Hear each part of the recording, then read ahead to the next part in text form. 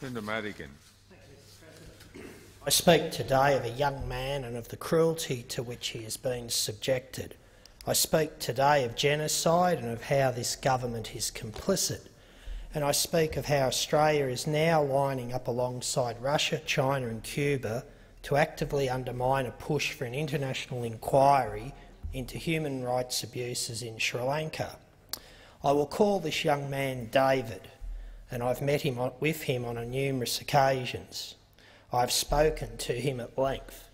I have examined his medical records. He is, in my opinion, a believable and credible witness.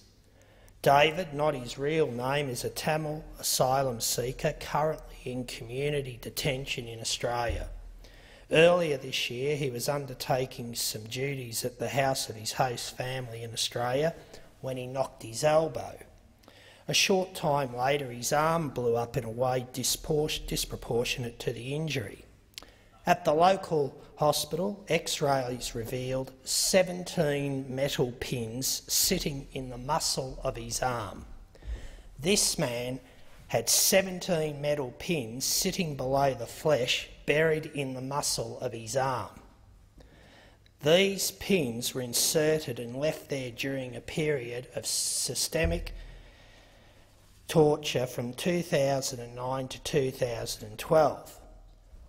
I have seen David's X-rays. The images are confronting, but they only tell part of the story. What I have to say next by its nature, both graphic and disturbing. An Australian doctor's report from last year confirms 11 heel marks on David's scrotum. According to this report, these marks are consistent with cigarette burns. A report from the same clinic confirmed Australian doctors removed wooden and plastic items from David's rectum, as well as pieces of wire. David has told me how during torture in Sri Lanka a metal tube was inserted into his anus that then had wire fed into it. For a period of 10 months, David says he was detained, interrogated about his family, drugged and raped repeatedly. He says he suffered repeated and ongoing sexual torture for a period of 3 years. As a result, he has lost a high percentage of his hearing ability and has been diagnosed with post-traumatic stress disorder, depression and anxiety. I have read the Australian doctor's report that details his catastrophic injuries. Another report by an Australian consulting psychiatrist says David suffers recurring distressing dreams and disturbed sleep, intrusive recollections of his trauma, severe dissociative episodes, poor memory and reduced concentration. During one meeting I had with David, he lowered his trousers to show me a series of round marks on his upper thigh, a snail trail of scars left by cigarette burns. David tells me that as recently as last October, Sri Lankan authorities visited his parents and threatened them with violence and death if he spoke out. Sri Lankan authorities monitor closely what is happening here in Australia. David's father has been tortured and other family members have been threatened. And our Prime Minister, Mr Abbott, recently dismissed torture by the Sri Lankan government. Mr Abbott was reported as saying that in difficult circumstances, difficult things sometimes happen. When visiting Sri Lanka last year, Mr Abbott declined to follow the lead set by Britain and Canada and raised concerns about human rights violations. I don't propose to lecture Sri Lankans on human rights, Mr Abbott was reported as saying. And I ask, why not, Prime Minister? Why do you stand mute in the face of torture? And the answer, of course, is clear. Australia is now a globally infamous human rights abuser. We're possibly seeing that on Manus Island and elsewhere. Our government is pursuing a policy of stop the boats at all costs. And we are prepared to stand alongside countries with appalling human rights records, China, Russia and Cuba, to support the Rajapaksa regime in Sri Lanka. As reported last week in the Fairfax Press, diplomats preparing for the United Nations Human Rights Council session in Geneva this month have expressed concern Australia is working to actively undermine a push for an international inquiry into human rights abuses in Sri Lanka. Diplomats believe it is because of the government's eagerness to cooperate with that country's leaguers on asylum seekers.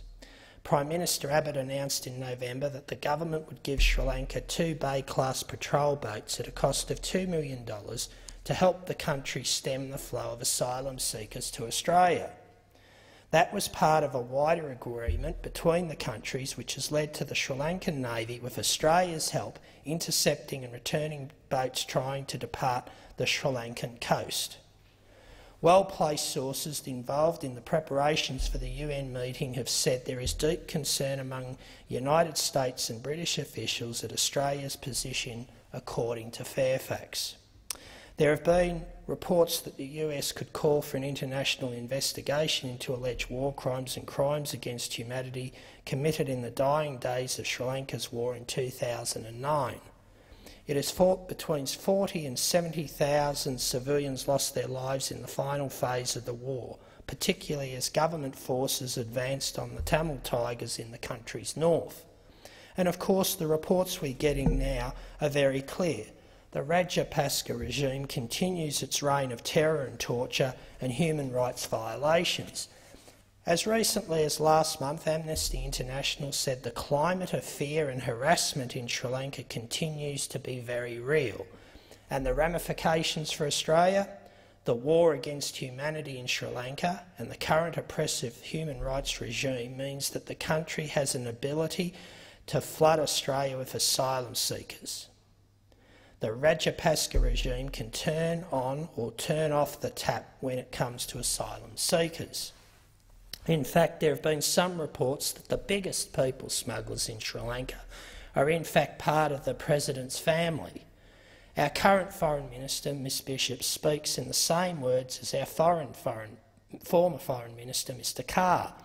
There is no evidence of human rights abuses in Sri Lanka, they both have said. This is political opportunism. In plain English, it's called a lie. But this government was voted in on its promise of stopping the boats, and it will do anything to achieve that aim. Australia continues the persecution of Tamils once they arrive on our shores. Nearly 50 Tamils now face indefinite detention in Australia because ASIO has given them adverse security findings. Additionally, refugee advocates say this government is quietly running a screening out process. Labelled economic refugees, Tamils are denied legal representation and proper protection during interviews. They are then quietly returned to Sri Lanka, many of them facing certain torture, ongoing harassment and possible death. The Australian public must be clear on one thing. Our international reputation as a country of fairness and compassion is being trashed by our sycophancy towards Sri Lanka. We have abrogated our responsibilities as an international citizen. We are siding with a leader who condones torture, enforced disappearances, rape and sexual violence. Thank you. The Senate stands adjourned and will meet again tomorrow at 9:30 a.m.